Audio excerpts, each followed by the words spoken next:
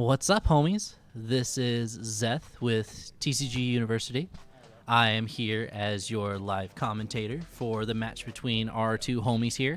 We got Byron playing the Golbez, and then we got Noah here playing Final Fantasy VI Tribal. I can tell you right now, the Golbez that Byron is running is incredibly spicy. It runs Shantoto, which wipes the board. It runs Bahamut Zero for one of its summoner finishers. And it also runs a wide variety of sources to remove Golbez to ensure that you hit your other forwards, such as things as Famfrit. And my personal favorite, Delita. B-Berry, my guy, to answer your question on what back row hate that we have, we still have access to the Summon Hecatoncheir, the 3-drop summon that breaks any backup that is 3 or greater. We also have access to an Opus 9 Vincent. It seems we've already gotten started into the match. Noah's opened up with Ideolus, which lets him grab his character to return back to his hand as long as it's an ice character. And he's offering up a summon so that way he can develop back row.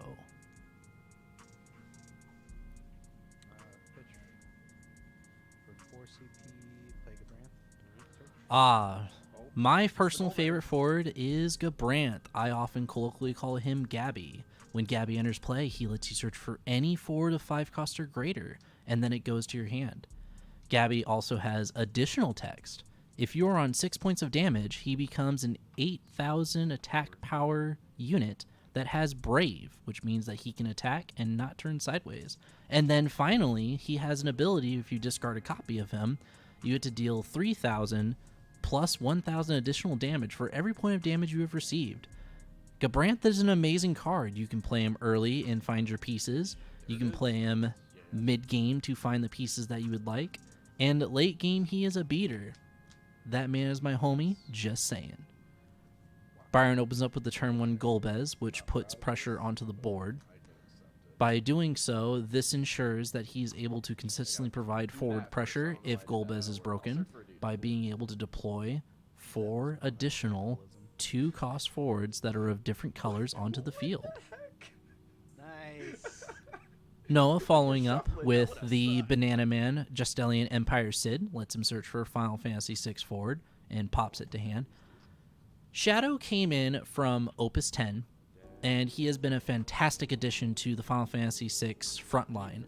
He ensures that you hit your backup drops while developing a forward on board, in addition to the backup that he brings to the environment of Interceptor, Best Boy Interceptor. Best Boy Interceptor gives Shadow an additional 1,000 power and gives him haste, and for a generic, along with doling it sideways, you are then able to give any of your 6 forwards haste, so he allows your guys to be able to go in right away. Byron coming in with the First Blood, hitting Squall to the damage zone. Squall, unfortunately, does not have any X-Burst. And he hits him for the damage 2, hitting the Genesis. Genesis is a really good tool for 6, given the fact that it is an aggressive archetype. It wants to constantly keep pushing forward with forwards.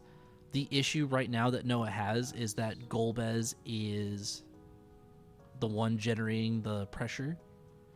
And the issue that comes up with 6 is that if it doesn't get that early game sucker punch, where it's able to nail your opponent for the free 2 damage, as well as getting a card or 2 out of their hand, they're having to play on the back foot.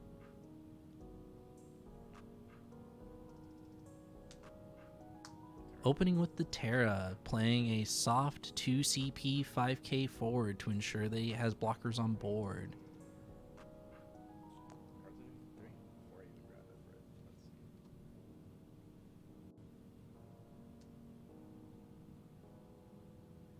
The outs that Noah would be looking for in this deck is things that can dole or even freeze down the Golbez, such as the Glazia, or even the 3-drop Shiva that he plays in his deck that also freezes forwards. The big issue that comes with trying to play a Golbez deck is that you want the Golbez to actually die. If Golbez sits on board and isn't able to attack and isn't able to put itself in danger, you are not getting the full advantage of playing Golbez.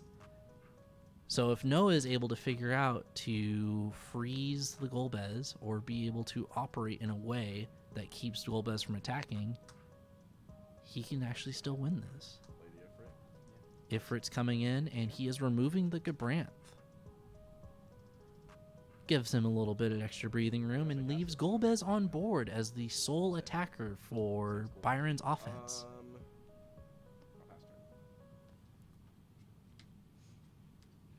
Now, as we were also able to see, the big thing with Golbez decks is they do not really like to play backups, and the reason for that is they are then able to play a lot more forwards, and then by being able to generate their forwards, they want to end the game as soon as possible.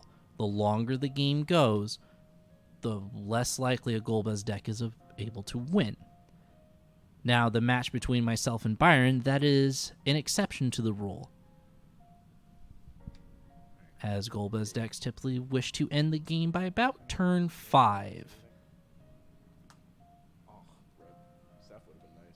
Seth going to damage is actually incredibly good for the very reason of this helps be able to ensure that Byron's able to keep cards in hand and that he isn't coming in and shadow flaring the cards that Byron desperately needs for CP in the case that Golbez goes down.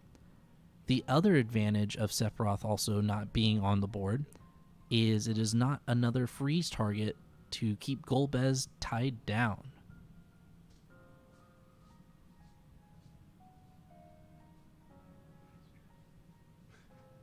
I know you play it.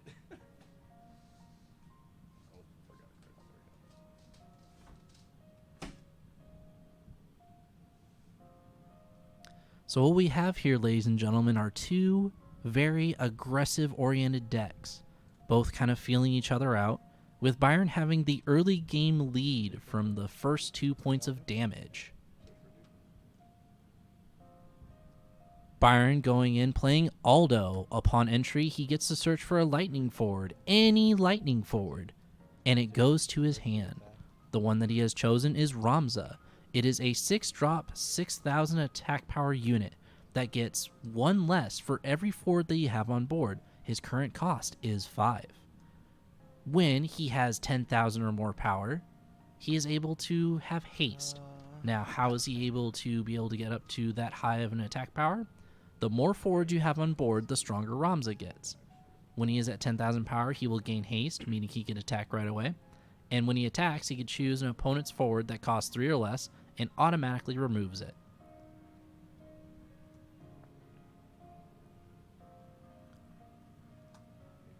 Paying for the 5. Coming in with a Shadow. Shadow gives an opportunity for Noah to be able to find that necessary backup to keep propelling the game forward. He chose the Kate Sith. And he then gets to free play the Interceptor off of Shadow's Enter the Battlefield ability. What this now allows him to do is Shadow now has haste and is an 8,000 attack striker. This also ensures that he's able to continue backups coming in to keep up the backup count.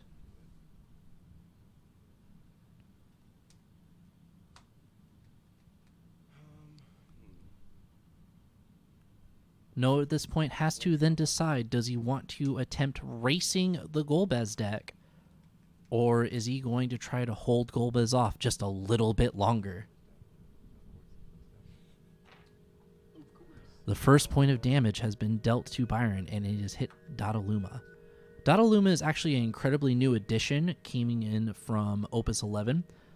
Normally when it comes in, you have to take a point of damage, but the cool thing about Golbez is that when he grabs 2-drops, you do not have to trigger their Enter the Battlefield abilities, which means that you are able to sidestep the limitation that Dataluma brings with taking a point of damage, and you're able to bring in a free 8,000 attack point unit for 2, which is an incredible rate for a forward, especially when it is a forward that is able to continue attacking without having to turn sideways for as long as you're on damage 3, and cannot be dulled by your opponent's summons or abilities as long as you are beyond damage 3.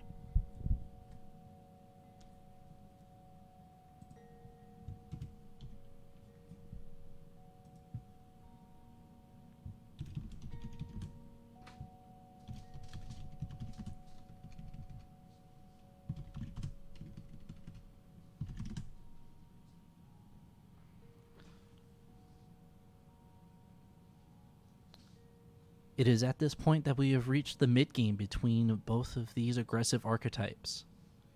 They both have to decide as to whether or not one of them wants to commit to getting the other two closer to lethal damage.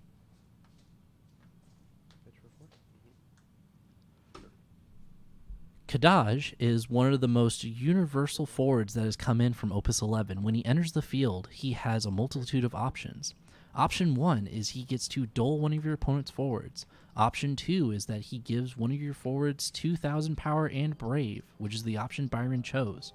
Option 3 allows you to choose 2 cards from any break zone and remove them from the game.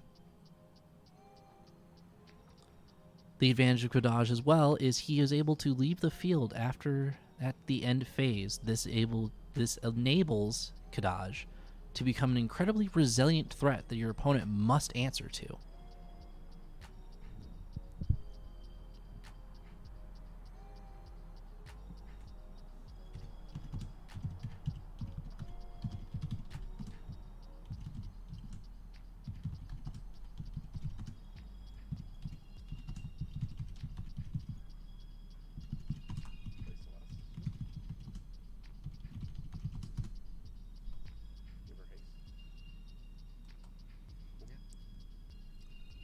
Celeste is one of the pinnacle units right alongside Locke for Opus 6. She has her first ability where if you have 3 other Final Fantasy VI characters, when she attacks, you choose an opponent's forward and you are able to dull it. She then has the nice little bit of text that when she deals damage to your opponent, choose a forward, freeze it. This actually provides Noah an opportunity to bring this game back around. Oh, and he hits the Famfrit EX burst! Brutal! Famfrit is played in the deck with Golbez for providing an additional break outlet in order to hit Golbez. And the various advantages that come with Famfrit as well is it allows you to be able to do it as your opponent's dealing damage to you on an EX burst. Given that Byron has hit the Famfrit on an EX burst, allows it to occur on Noah's turn, and he has to reevaluate his options as Byron puts out 4 additional blockers within his path. Now, he did deal damage to Byron, which means that he does have access to freezing one of Byron's forwards, should he choose the option. Celeste is a centerpiece much like Locke is for Final Fantasy VI Tribal, as when she attacks, she dulls a unit, and then when she deals damage to your opponent, she is then able to freeze a unit. When you're proceeding into combat with Celeste as your pinnacle piece, she allows your other units pseudo-evasion and be able to get them through as long as you're able to have more units than your opponent. Given that Byron has now deployed 4 2-drop units, he now has the board advantage. The forward that Noah has looked at is White Tiger Lassie. She becomes a 7k as long as you have a Type 0 character on your board. She then has the additional ability that you may sacrifice her at any point and put her into the break zone when your opponent plays a summon. If they do not play 3, you cancel the summon. For the Golbez deck, this actually provides you an outlet to play Y'shtola without having to resort to Wind and without having to pay for a 3-drop. Noah has played Squall. Squall's 3 abilities are as follows. If your opponent has 2 or less cards in their hand, you're able to choose a character, dull it. He then has a damage 3 ability that, when he comes into play, choose an opponent's character, dull and freeze it. He then has a damage 5 ability where you're able to choose a forward that is dull and deal it 8,000 damage. Squall in the early game does not really manage to accomplish a lot. However, as you go into late game, Squall becomes an invaluable comeback tool to ensure that you are able to eliminate your opponent's forwards and keep them neutralized. Byron's secondary win con I should say, is Luso. Luso, as of currently, gets 1,000 power for every forward your opponent controls. In addition to that, if you have 2 other elements, he gains Brave. If you ever control 5 elements, whenever Luso attacks, your opponent takes a free point of damage. Luso is one of the primary conditions that you wish to grab behind a Golbez, as he becomes your primary beater. That allows you to deal 2 points of damage off of a single forward for 2. And oftentimes you see Luso in the current situation that he is in, that he is anywhere between an 8,000 to 10,000 power beater. Luso is a very powerful combatant in the Golbez shell.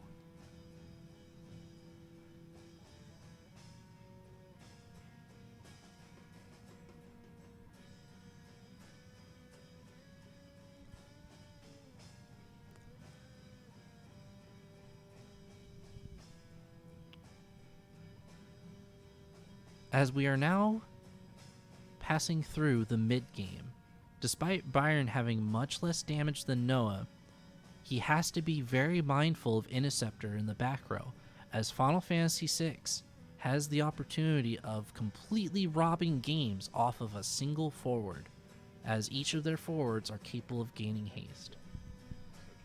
Tyro is a new addition from Opus 11 that when it enters play, you are able to search your deck for any forward that you wish, and it goes to your hand. In addition to this, Tyro is capable of being able to tap for any color of CP that you wish. On top of all of this, he still has a damage 5 ability. This damage 5 ability allows you to give any forward 2,000 power until the end of the turn. That additional 2,000 power can be used in a variety of different fashions. It can be used to save your own forwards, in addition to being able to target forwards such as Ilwa that have effects that protect them initially, and being able to pop Ilwa's bubble, so to say, gives you an opportunity to interact with Ilwa and remove her off the board. I'm a scrub. Kadaj is gonna kill me. Yeah. That would have been good, huh? It seems Noah has recognized a potential Phantom Lethal with Kadaj coming in. A Phantom Lethal is in which you interact with your opponent's board by doling one of their forwards, or in other ways, invalidating a forward from being able to block, in which you then are able to proceed with lethal as your opponent has no responses.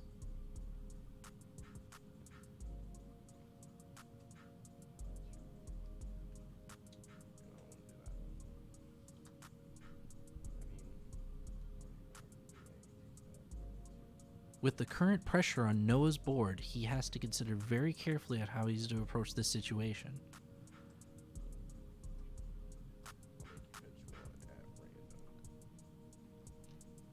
Sets are coming in for both of them to randomly discard a card. And if you discard a 6 card in this fashion, you then get to draw a card.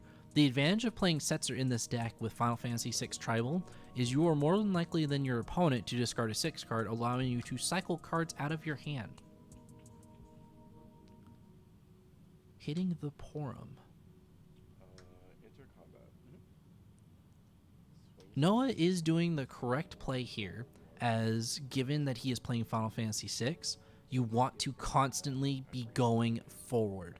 If at any point you stop going forward, that is when you begin to lose. Yeah, so Dole Larsa. Yep. And then I'll take the damage. Taking the damage is incredibly important here because it allows him to freeze down the Luso and keep the primary beater off of his back a while longer. Celeste is an incredible snowball card for 6 that as she begins to generate her value, she propels the aggressive deck even further forward.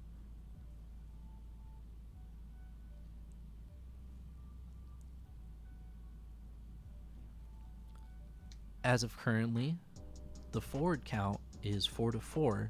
However, as for forwards capable of interacting with the board, we are currently looking at 3 to 4, given the frozen Luso. Ramza coming in off of the 2 CP. Given that he is 10k power, he now currently has haste, and his valid targets are Squall and Celeste. What will Byron's choice be as he makes the attack with Ramza?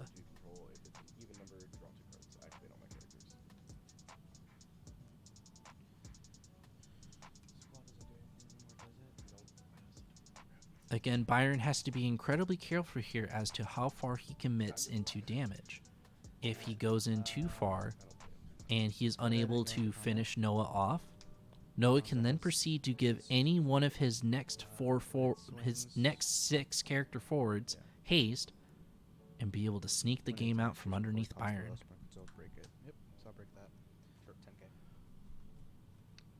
Byron making the proper choice in choosing Celeste to eliminate, as this ensures that his Luso will be able to activate in the next turn.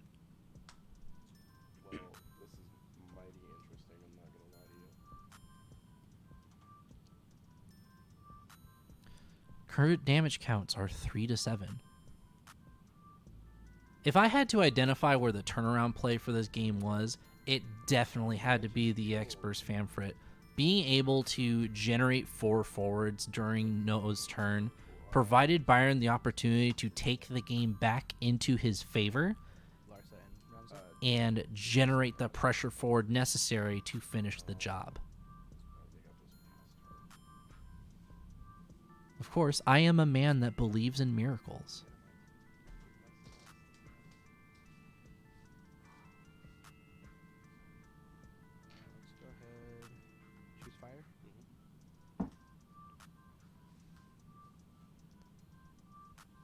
Four-drop Gadget has the ability, he has a static, where all 2-drop forwards gain 2,000 power. Whenever he attacks, you may choose another forward. You may then give it haste. Gadget allows for the Golbez deck to actually receive a little bit more extension behind its forwards, as well as being able to boost their power high enough that a single board wipe is not enough to eliminate them. Byron deciding to play it safe by leaving his opponent on 6 points of damage, provided that he is able to keep off the final push against Noah. Luso just kills me next turn on swing. So I have to be able to deal with Luso, which I don't think I can reliably.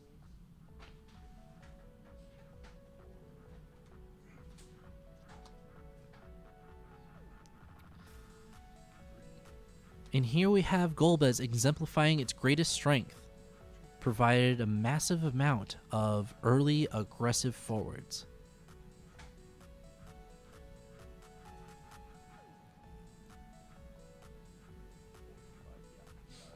I can't do anything, I'll lose this swing myself. Yep. Sephiroth doesn't have ace, so I can't help losing. And Noah scoops it up. We have the victor, Byron, with his Golbez deployment deck. Alright. I'm the Good job, gentlemen. world. Completely forgot about that.